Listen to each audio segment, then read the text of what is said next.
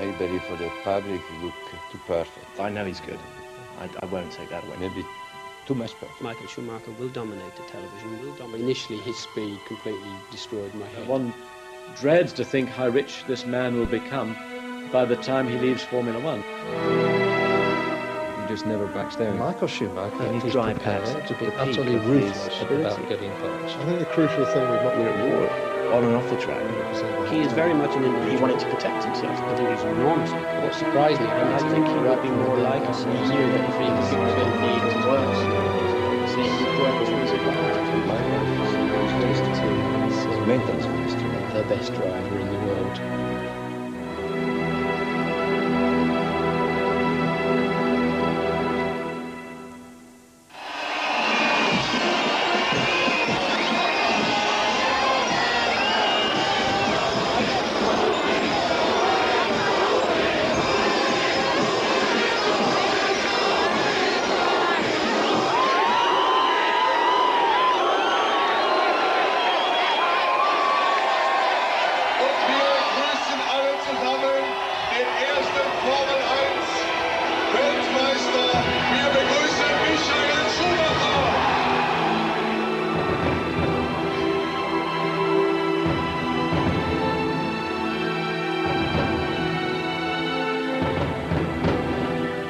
The story of the last 2 seasons has been me and Michael fighting to win the World Championship. So inevitably, we're at war, on and off the track.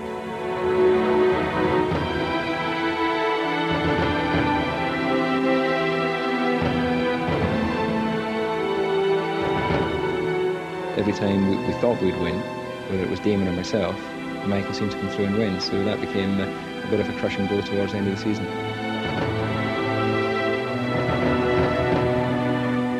It's difficult for anybody driving next to Michael because he's quick, and somebody so quick.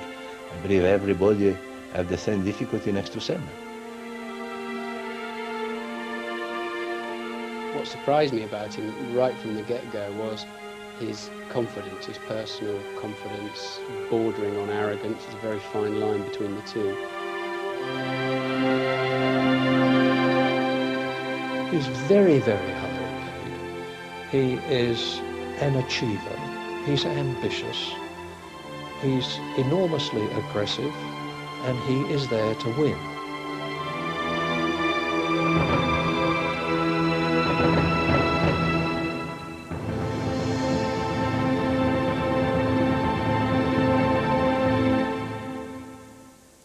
To know Michael Schumacher personally, it was difficult up to now because I hated it. I didn't feel free to give away what I'm really like. So what you had a professional base, you worked on the racing circuit. That's what the English know. They don't know Michael Schumacher, how he is really. Well, I think my view has changed slightly over the last couple of seasons. I used to think that he was a genuinely good guy who had in his back some sort of code of conduct, some idea that he would conform to a particular code and not do anything devious. But I think that I have to come to the conclusion that the guy is ruthless on the circuit, and he is prepared to do anything to win and to prevent anyone else from beating him. I think that's borne out by his actions.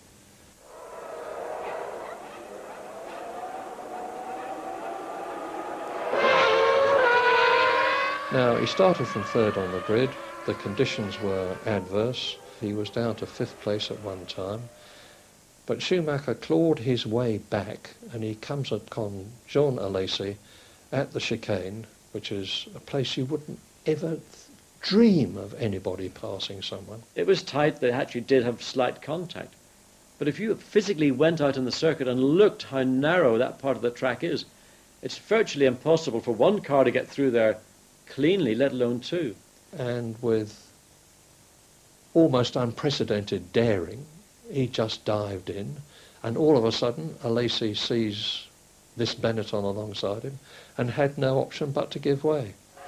Alesi Schumacher, Coulthard third, Barrichello fourth, Hill is out, Irvine is fifth, Herbert is sixth, and Schumacher has a look. Now, can he get through on the inside? Alesi resists him, he's coming up to a left-hand bend, so he's got the inside line. What a struggle. This is lap 65, 2 laps to go at the end of this one. And Schumacher... Yes! Michael Schumacher takes the lead in the Grand Prix of Europe, and the Benetton team go berserk with delight. I think the commitment he showed there and the absolute belief that he would make it round and come out in first place was quite amazing.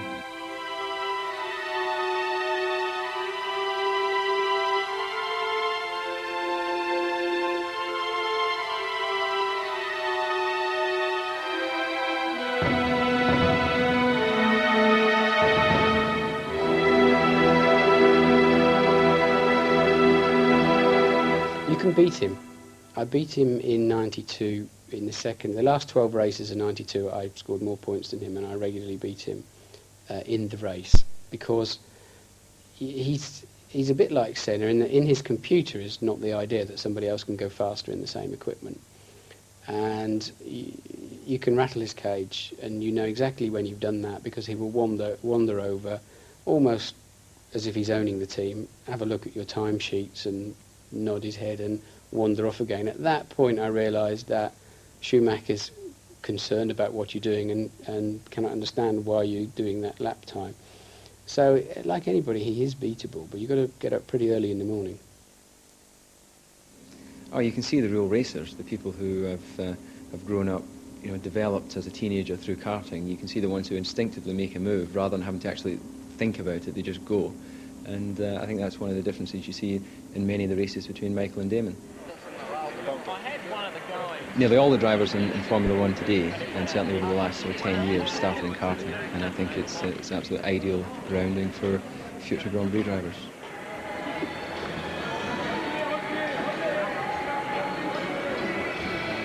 It makes a lot of fun, that's why I still do it, but nevertheless, it's the understanding to compete against other racing drivers, to overtake, just to manage a whole race situation. And I've done this many years, therefore I had quite good experience. You come down through this sweeping left-hand corner here, very similar lines that you would take if you're in a Grand Prix car. The only difference is that you would actually slide the tail a lot more under braking before picking up the power. Getting a feel to drive on the limit, what is the limit, how to set up a vehicle, I would say. I mean, a go-kart is, it's not a real car, but certainly it has 4 wheels and it goes around the corners as a Formula One car.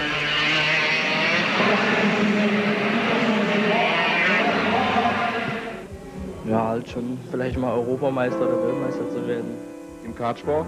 Ich höre im Kartsport. Weitere Ziele?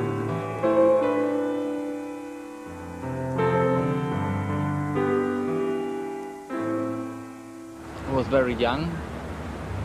I was young too, yes, but for me it looked like he was younger. And he was a local matador, and I came from the neighborhood go-kart track. For me, it's the same impression I have now, the same, very similar. Because it was really somebody to fight against and to somebody very challenging.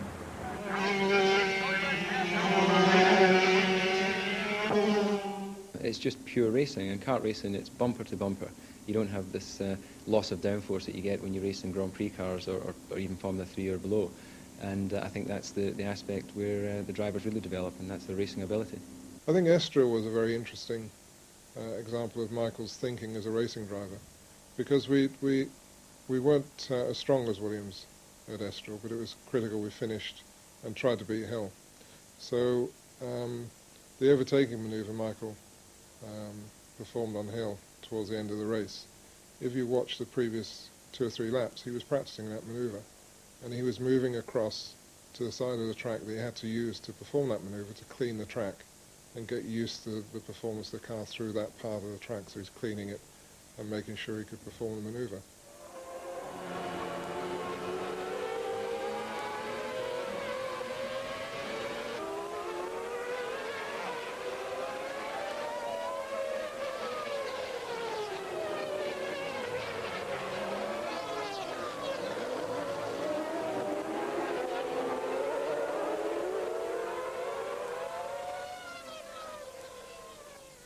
It's the kind of knowledge I have and the confidence, the way I can prepare overtaking maneuvers. That's I learned quite a bit in kart, but to be honest, the most of it I learned then through the series when I came then into Formula racing, and particularly in Mercedes time, because that was a very good school for us.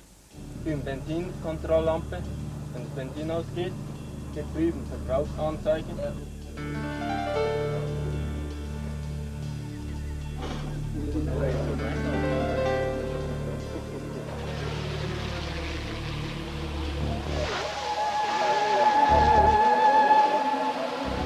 The first time we had some more relationship was in sports car time with the junior Mercedes time in 1990.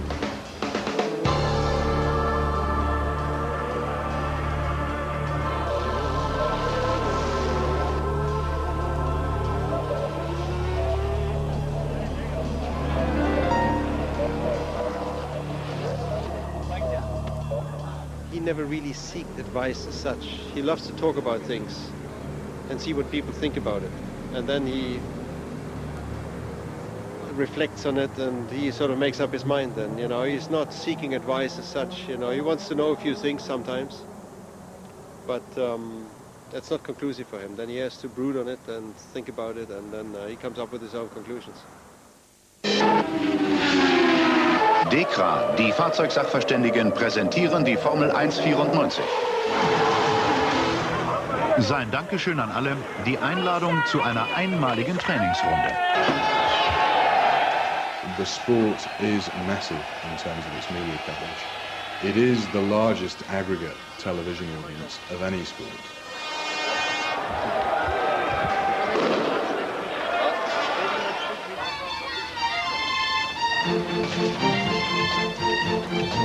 Ob groß oder klein, Rücksicht im Straßenverkehr will gelernt sein.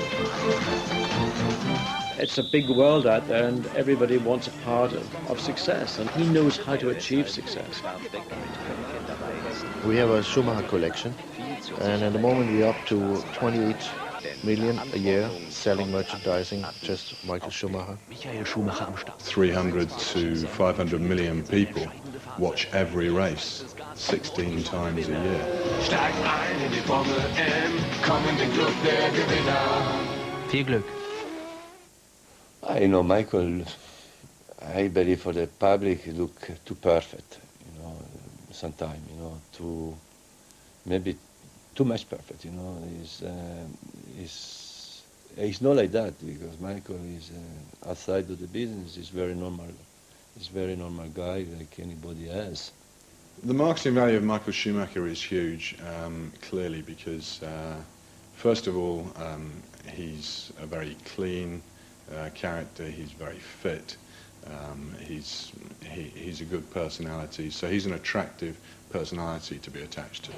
Secondly, he's a winner, and companies and brands want to be associated with winners. And thirdly, because he's a winner, people like you are giving him an awful lot more attention than they would another driver. What he always wanted to do is do the things perfectly. He has got commitments to sponsors, his commitments to the team, and all this kind of deals he wants to be and play perfectly. So that is going on the coast of his character, you know, because he wants to be good for everything, you know. Monte Carlo ist das Herz der Welt. Die besten Trainingsbilder und was sonst noch so los ist, sehen Sie am Samstag um 19:10 Uhr bei RTL. Jetzt haben wir den Grand Prix vergessen, ne? Aller Liebe, aber das Herz der Welt, das ist Köln. Michael Schumacher is a natural when it comes to appearing on television. I don't know if he's had much coaching or not, but he actually is quite comfortable on TV and he's very effective. I think having English as a second language has served him well because he speaks very simply. He also has very gentle tones and quite nice gestures, so he's a winning personality on TV.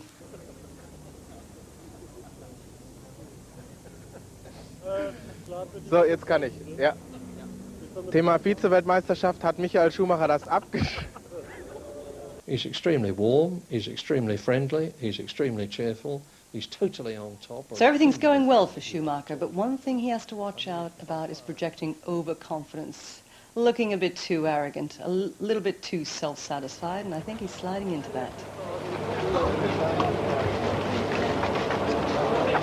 He could be a little bit more personable with the fans. He talks a lot about winning the races, going forward, doing it for the fans. Well, here he doesn't show much interest in these people at all. There's no eye contact, no friendliness.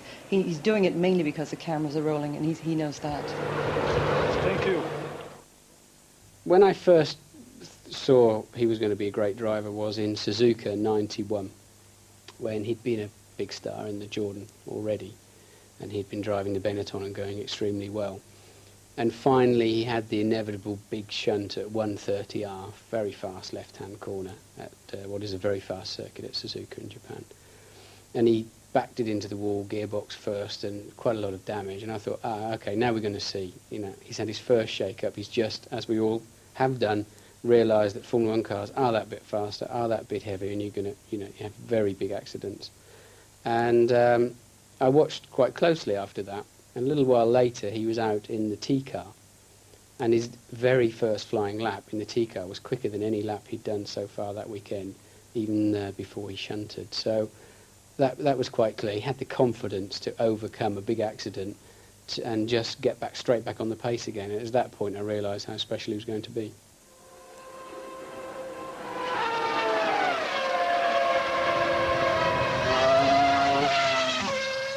It's almost as if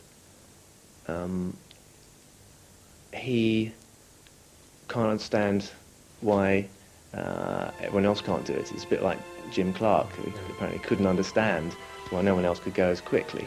But he is very good.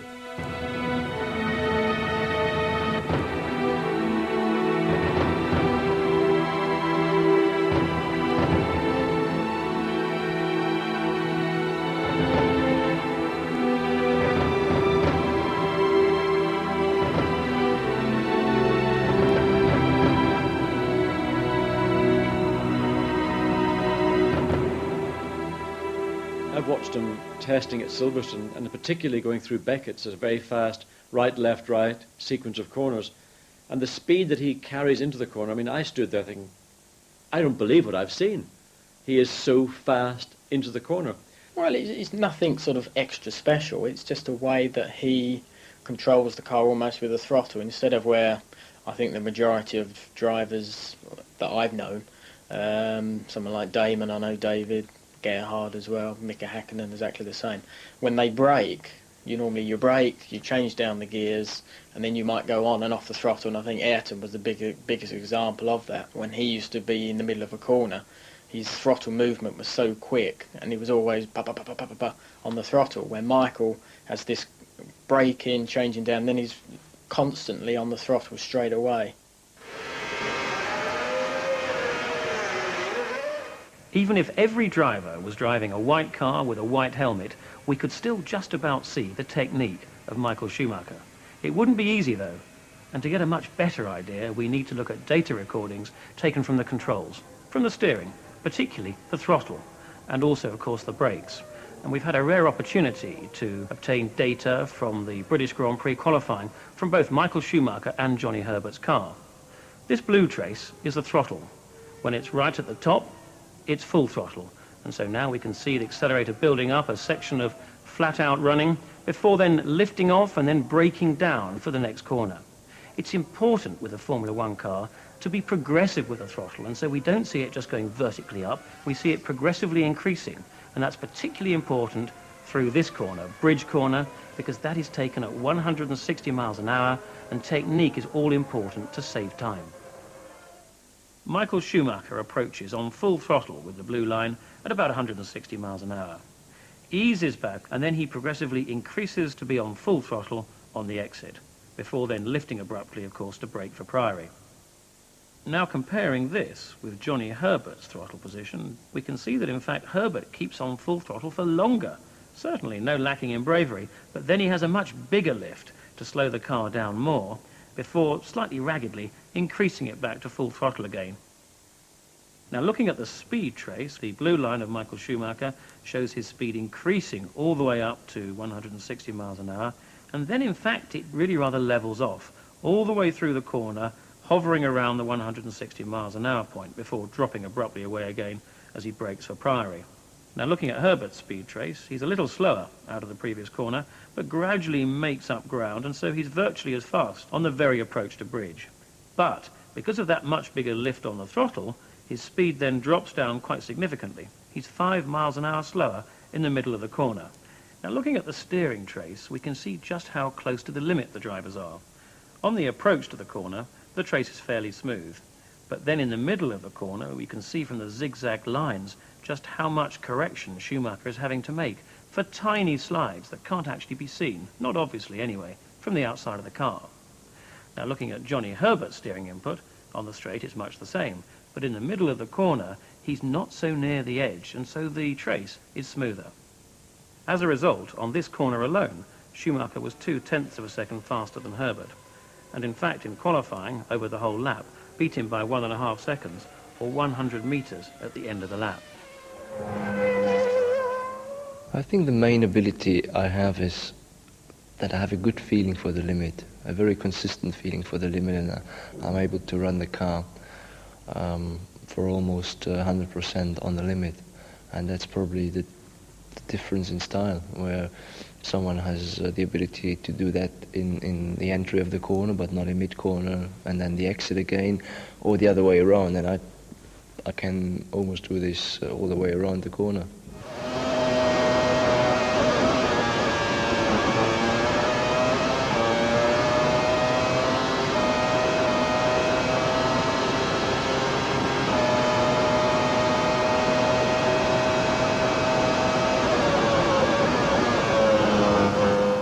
The car is very much on the limit when he's driving it, and it's quite apparent. I think one of the things that stuck in my mind more than anything was in Suzuka when I was following him the end of last year, and I could have sworn he was off 3 or 4 times, and I just said to myself, that's it, he's gone, he's off, and he didn't go off, he stayed on.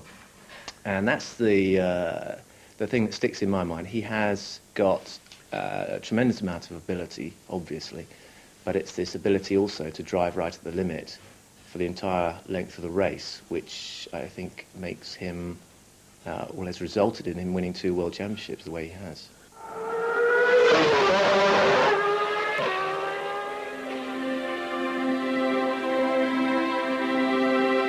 People say he's arrogant, but he is not. He's just 100% worker. If you want to be successful, you have to be pushy. He's not arrogant on purpose. He only has so much time a day to talk to everybody, and the rest of the But I don't believe he group that gives a shot.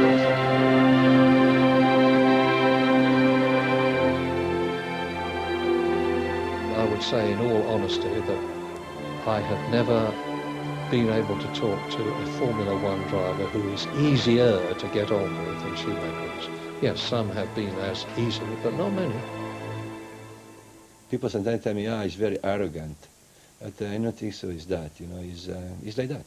But the moment he finished the race and you have the normal time with him outside of the business, is very normal. With us, he's always been the same. He doesn't... It'd be fair to say that the team members wouldn't allow him to change, really. If he arrives at the circuit a bit big-headed, he soon gets knocked down, with some jokes and some banter and How exactly pulling. do you do that with Michael Schumacher? Well, once again, you can still, perhaps, because of the language gap, you can perhaps say something to him that he probably doesn't realise for a few minutes. And then by the time he decides to chase after you, you've run off. He's not Mr. Iceberg. If you can get extra motivation on your home ground, this shows that you are not a robot but a human being, and I think this is very convincing that Michael is a guy who needs the success in front of his people, of the very, let's say, of the guys he likes most.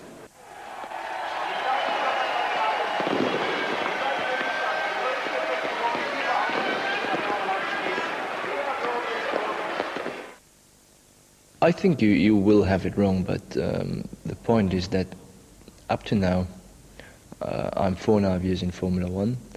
I've had certainly a lot of success in a very, very short time, and therefore there has been a lot of things going on around me, a lot of meetings, press, who all want to know Michael Schumacher. And in Germany, the people know me. I won't say that around Germany they all know me. I know that in Italy I didn't have a good press, but to be honest, I hardly saw any Italian journalist on the press conference and speaking to me, because they didn't speak any English. With the English is different. They have been there, but to know Michael Schumacher personally, it was difficult up to now because I hid it. Image is important to anyone who actually is a product of their own career, and also if they're on television, because that's how they're communicating with the public and their potential sponsors. So if they ignore how they're coming across and don't do anything to improve it, they're shortening their careers, they're shortening their potential future in their earnings. So really, if you look at the impact of how they communicate on television, 55% of the impact comes down to just how they look and how they behave.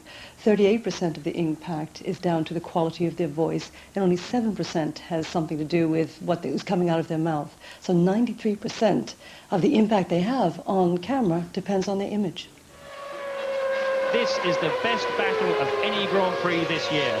To have a two-thirds distance, the two arch rivals separated by 1 to 2 seconds, is absolutely fantastic. And Damon is pushing.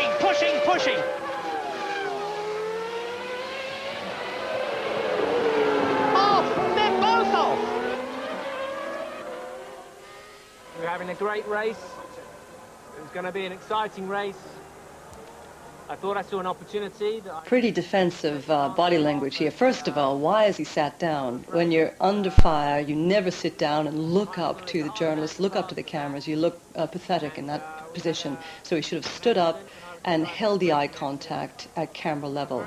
And his hand is giving him away. It's trying to cover his mouth. It's almost saying, I don't want the words coming out of my mouth to be heard. So this is a rather unsuccessful performance, I'd say, for Damon Hill.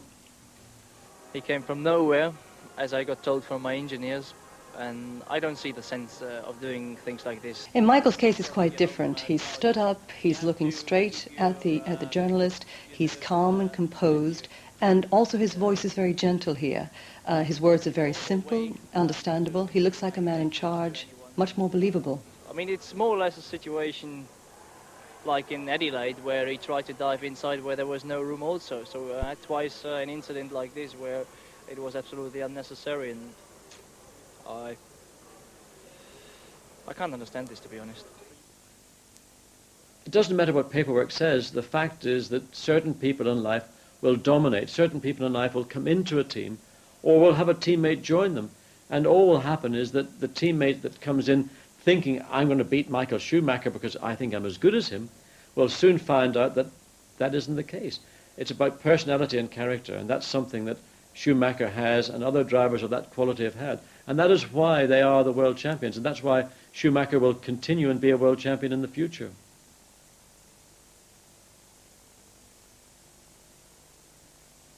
At the beginning of this season, it was always a very difficult part, especially after Brazil, because when I qualified fourth, I think it was sort of a bit of a shock to, I think, to Michael as well, I think. And I remember even Gerhard saying, sort of, oh, wow, you did a good lap there. So it was a surprise to many that I think I got to full fat early, especially after all the problems we'd had. And then it was really when I got to the following race in Argentina that then I had a few problems where I wasn't really allowed to look at the data at all. I could look at mine, but I couldn't actually look at his, where on the other side of the table he could look at both and work out where maybe I was quicker than him. Initially his speed completely destroyed my head, as it were, the pressure of being at Benetton. and various other political situations that were bubbling up under the surface, and his sheer speed, and of course the attention that he would get in and around the team and from the media was quite off-putting, and I had to dig very, very deep to overcome that. When Michael used to phone, I used to phone Flavio and say I need another day, and Flavio would say, well, yes, Michael, yeah, you can have those days. So I just used to go along to some tests, and I'd be there. It was a 4-day test, and I'd be there for 4 days, just walking about, not actually doing anything. So it was frustrating. It was one thing I understood was sort of going to happen, but I just didn't think it would happen to the scale it did.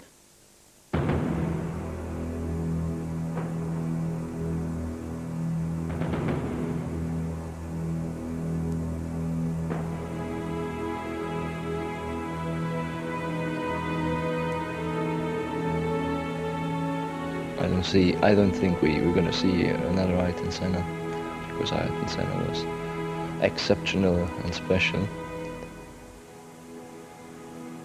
Everyone reflected on their own position in the sport after what happened at Imola. How close were you to thinking that maybe Formula One wasn't for you? Very close, because racing has always been special to me. It has always been fun to me. I enjoyed it 100% while I was sitting in the go-karts or in the other series. You think about accidents, you see accidents, and I've seen heavy accidents. Spa, Alessandro Zanardi, really heavy accident. The guy jumped out. Next day I saw him on the circuit. So you get a certain feeling what is able to happen. I had myself an accident, high-speed accident. I was alright, I did race the next day. So you think if unforeseen things will happen, then okay, you're going to be dead, but I never thought that it actually would happen. And then I got the first time confronted with death in the sport I loved, and that changed quite a lot inside of me. And racing was a big question mark for me, whether I do it or not.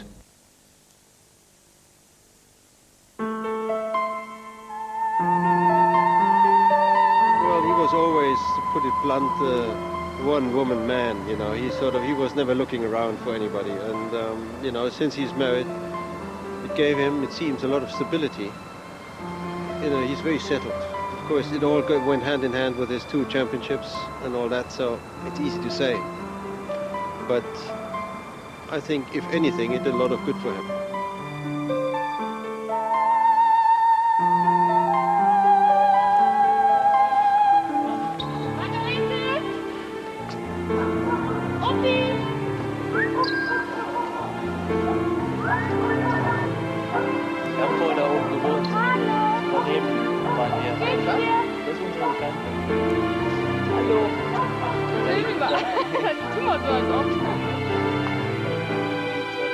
By time, you can introduce the privacy a bit into the sport, because you become just more relaxed and more open and more free, more confident, all of that.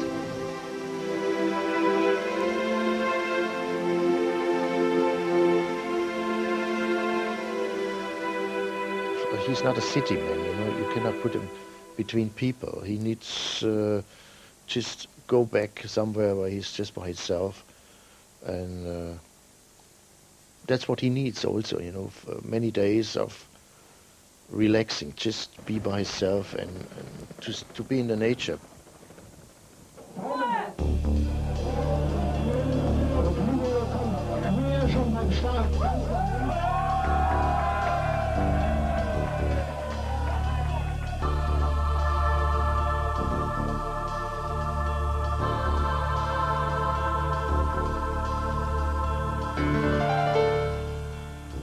Can be fun. He has sometimes a slightly immature sense of humour, as I found out in Australia, with beers down my back, and somebody was throwing strawberries at me or something. I think it was him. I mean, he can have fun. We all have to let off steam, the pressure that we're under in the job that we do. I think he's more of he's a family type of guy. He's very close to his family. They're very important to him. and he likes, surprisingly, some of the simpler things in life. For an example, when I take my boys sometimes, when we go go-karting, you know, he loves to look after other people's kids and whatever, and he loves to play mechanic, you know, and he takes engines apart and together, and he really enjoys that. So he loves very much the mechanical aspect of it.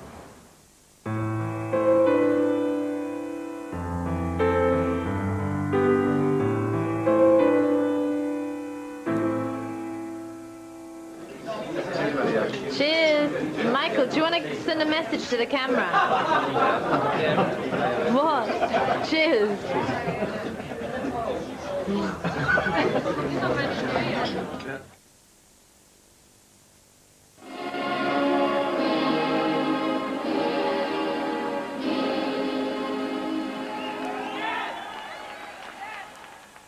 That was probably the one race of the year where Benetton got their strategy not quite right.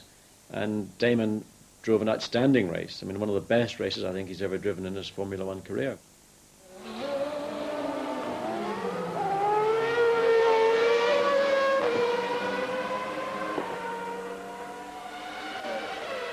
I would say this time they caught us out with strategy. I mean, usually we do the other way around, but this time we lost, I'm quite sure, in the strategies. But nevertheless, 1 point in front. Looking forward to Adelaide now. Everything to play for, one race, it's terrific. I mean, you couldn't have hoped for a more thrilling final race. And it's going to be tough, but it's going to be good. And it really did make it very tense going into Australia. And I think it's the first time, in fact I'd say it's the only time, that Michael has shown some signs of tension. It was very, very difficult going into that last race. Michael recognised that as the year had progressed, the difficulties that the Williams team had gone through with Ayrton Senna's accident, and then a car that was not a good car at the start of the year, but evolved and developed and became, in fact, at the end of the 94 season, the quicker and better car. He was going to have to do something very special. And again, it was a looking into your own resources and digging deep and using as many of those resources as you could. Now, admittedly, he was in front, but he was in front in a situation where Damon Hill had been pressing him very hard, snapping at his rear wheels for a long, long time, and Schumacher was under pressure. Now, he lost it.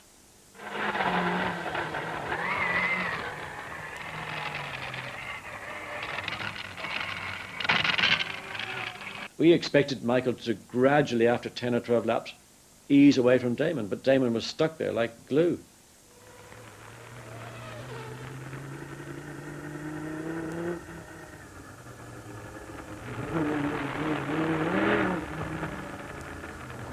It is very difficult to drive on the pressure, you know, like you have to be world champion, you have to win this race. It's always, and there's every driver reacts different on this pressure, and I saw the first time Michael, he did this mistake in his career. Having thrown it away seemingly at that particular incident, you could see, everybody saw his face, you know, what he was like, and then his disappointment, and, you know, he had to cope with it in that very moment, and he was totally, you know, overawed by this misfortune, in a way, and by his own mistake. Damon came round the corner. He hadn't seen what had happened to Michael Schumacher. He suddenly saw himself much closer, and he thought, I've got to take the opportunity now. I've got to take the chance as I see it. And as a result of that, Schumacher goes off, and he's then standing by the side of the course, expecting Damon Hill to reappear, and if he did so and finished the race, Damon Hill was going to be world champion. The indications to me were that he was in trouble. His car was damaged, and he must have known that, and that he looked to me like he was moving across to the left and pulling off the track. And I thought, well, he's going to the left. He's going to park it up. I'm coming through.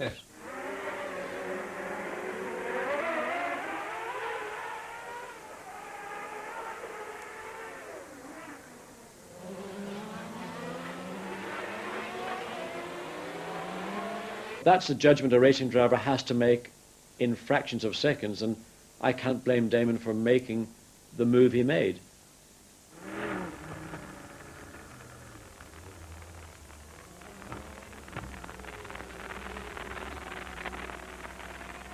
He had the lowest point in his career, and next moment the highest point of his career. It was amazing. Well, Damon Hill didn't reappear because his left front suspension was damaged, and Michael Schumacher realised that he had become world champion. That was what he'd been striving for all his life in competition, and he had got there.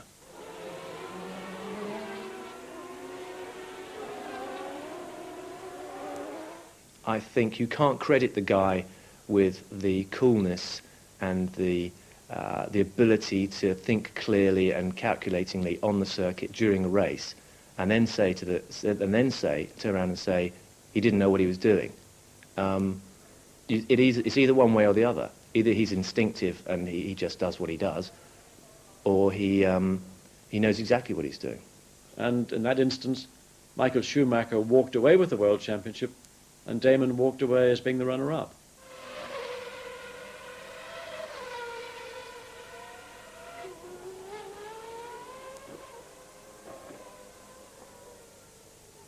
If you speak to all the experienced race drivers, they will say, I wouldn't have done anything different. That's what it's racing about. It was my line, I was in front. Damon saw a chance to overtake, which I would have seen as well.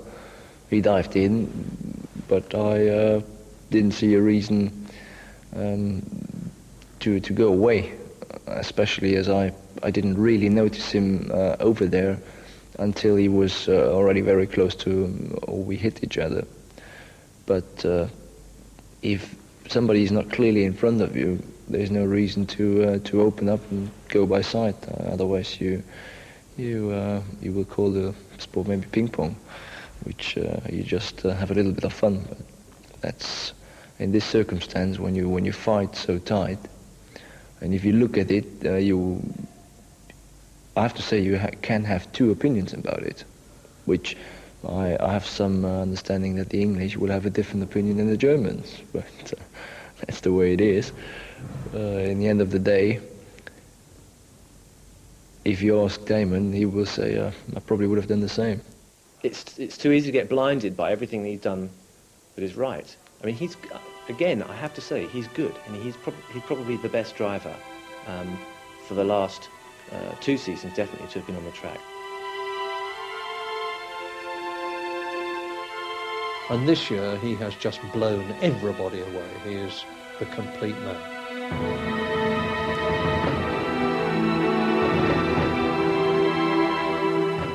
He's certainly the best driver in the world of this generation.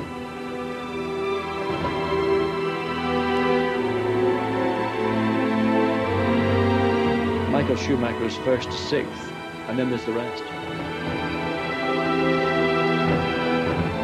And then when you are in the podium and you win in the race, it means you are the best in the world once more.